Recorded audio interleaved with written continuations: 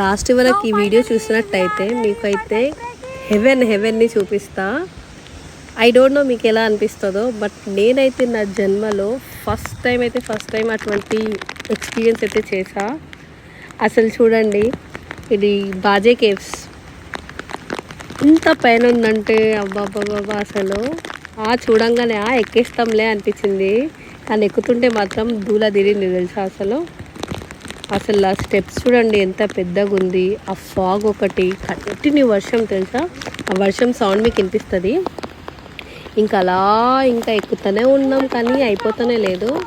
ఒకటైతే నేను ఎక్స్పీరియన్స్ చేస్తాను, లైఫ్లో ఏం చేసినా చేయకపోయినా కానీ ఖచ్చితంగా ట్రావెలింగ్ అయితే చేయాలి. అసలు ఆ ఎనర్జీయే వేరు తెలుసా. గట్టి మేము ఇద్దరం గర్ల్సే తెలుసా.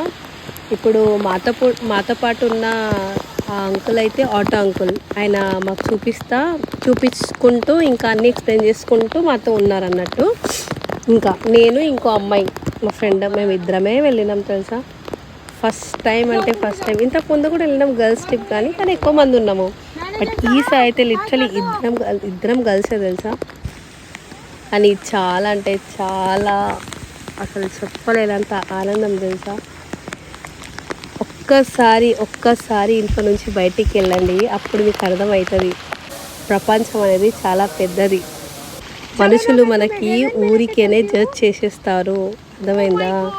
అమ్మాయివి ఏం చేస్తావు, నువ్వేం చెయ్యలేవు, ఎక్కడికి వెళ్ళొద్దు, అది ఇది అని చాలా అంటారు.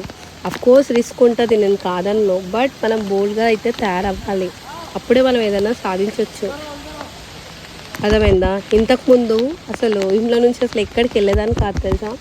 ఇంకా మమ్మీ కూడా అర్థమైపోయింది, ఇంకా ఇవేమన్నా చేయగలదు అని చెప్పి. మా మమ్మీ అయితే లిటరలీ ఏమన్నది తెలుసా, ఇంకా అంటది వెళ్ళు, ఇంకా తెలుసుకో నువ్వు బయట ప్రపంచం గురించి అని మా మమ్మీ చెప్తే చాలా ఎంకరేజ్ చేస్తుంది. ఈరోజు నేను ఇక్కడ ఉన్నానంటే దానికి కారణం మా మమ్మీయే తెలుసా.